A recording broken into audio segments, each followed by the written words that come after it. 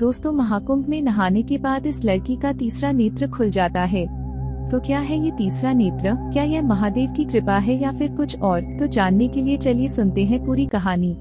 कुंभ का मेला, जहां आस्था की लहरें संगम के पवित्र जल में समाहित होती हैं। लाखों श्रद्धालु अपने पापों को धोने और मोक्ष प्राप्ति की आशा में गंगा, यमुना और अदृश्य सरस्वती के संगम पर डुबकी लगाते हैं। लेकिन इस बार के कुंभ में कुछ अजीब घटित होने वाला था, ऐसा कुछ जो लोगों के विश्वास को हिलाकर रख देगा। सावनी एक 22 वर्षीय लड़की थी जो अपने माता पिता के साथ पहली बार प्रयागराज के कुंभ मेले में आई थी। भीड़ का शोर, साधुओं की मंत्रोच्चारण, गंगा की लहरें, सब कुछ उसके लिए नया और अद्भुत था। लेकिन उसे एक अजीब सा एहसास हो रहा था, जैसे कोई अनदेखी शक्ति उसे पुकार रही हो। रात के समय जब सावनी अपने टेंट में सो रही थी, उसे एक सपना आया। उसने खुद को एक विशाल काले शिवलिंग के सामने खड़ा पाया। चारों ओर अंधेरा था, केवल शिवलिंग पर जल रही अग्नि उसे रोशन कर रही थी। तभी अचानक शिवलिंग पर एक आंख खुली, तीसरी आंख, और उसी क्षण सावनी की आंखें खुल गईं। वो हाँफ रही थी, उसके माथे पर पसीना था। क्या हुआ बेटी? माँ ने घबराकर पूछा। कुछ नहीं माँ, बस एक सपना था। सावनी ने खुद को संयत किया, लेकिन उसका मन विचलित था। अगली सुबह लाखों श्रद्धालुओं के साथ सावनी भी गंगा स्नान के लिए पहुंची। जैसे ही उसने गंगा जल में पहला डुबकी लगाई, उसके कानों में एक अजीब सी आवाज गूंजने लगी।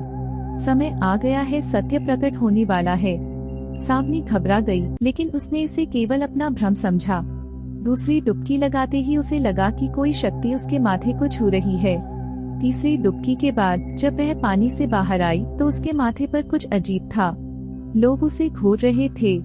कुछ श्रद्धालु भयभीत होकर पीछे हट गए तो कुछ श्रद्धा से झुक गए।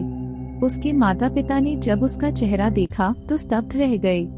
उसके माथे पर एक तीसरी आंख उभर आई थी। सावनी खुद भी डर गई थी। उसने अपने हाथों से माथा टटोला, लेकिन आंख वही थी। उसे कुछ समझ नहीं आ रहा था। तभी एक तांत्रिक साधु उसके पास आया।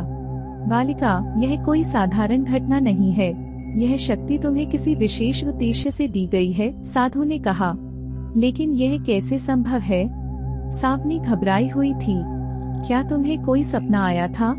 साधु ने पूछा। सावनी ने अपने सपने के बारे में बताया तो साधु गहरी सोच में पड़ गया। यह कोई सामान्य सपना नहीं था, यह स्वयं महादेव का संकेत है।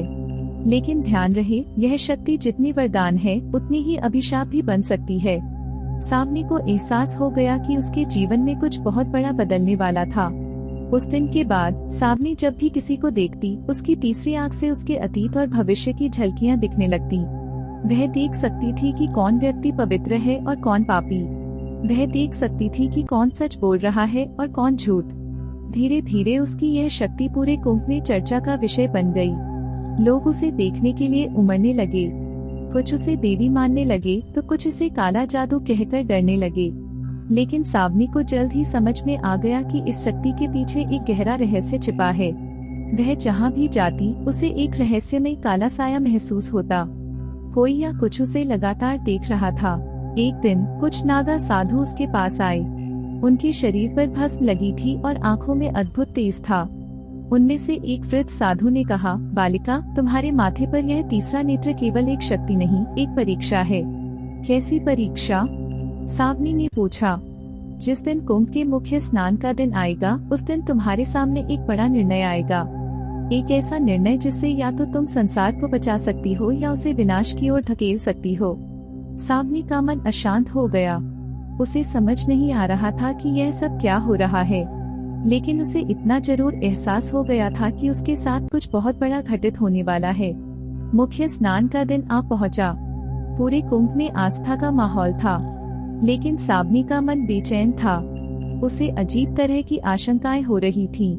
जैसे ही उसने संगम में प्रवेश किया, उसकी तीसरी आंख स्वतः खुल गई। सामने ही एक काला साया प्रकट हुआ, एक रहस्यमय शक्ति जो मानव रूप में थी। सावनी, तुम्हारे पास दो विकल्प हैं, वह रहस्यमय शक्ति बोली। या तो तुम इस शक्ति को संभालकर दुनिया को सत्य की ओर ले जाओ, या इसे छोड़कर अपने पुराने जीवन में लौट जाओ। लेकिन ध्यान रहे, यदि तुमने इसे छोड़ दिया तो संसार अंधकार में चला जाएगा। सावनी को एक अजीब ऊर्जा का अनुभव हो रहा था। उसने अपने भीतर झांका, अपनी तीसरी आंख के माध्यम से सत्य को देखा, और फिर उसने निर्णय लिया। सावनी ने गहरी सांस ली और कहा, यदि यह शक्ति मुझे संसार का कल्याण करने के लिए मिली है तो मैं इसे स्वीकार करती हूँ। तभी अचानक उसके माथे से एक तेज प्रकाश निकला और वह शक्ति गायब हो गई। नागा साधु मुस्कुराए और बोले, आज से तुम केवल एक साधारण लड़की नहीं बल्कि एक दिव्यदर्शिनी हो। सावनी समझ गई कि यह कोई शाप नहीं बल्कि महादेव का वरदान था और अब वो अपने नए जीवन के लिए तैयार थी। तो दोस्तों, आपको आज की ये कहानी कैसी लगी?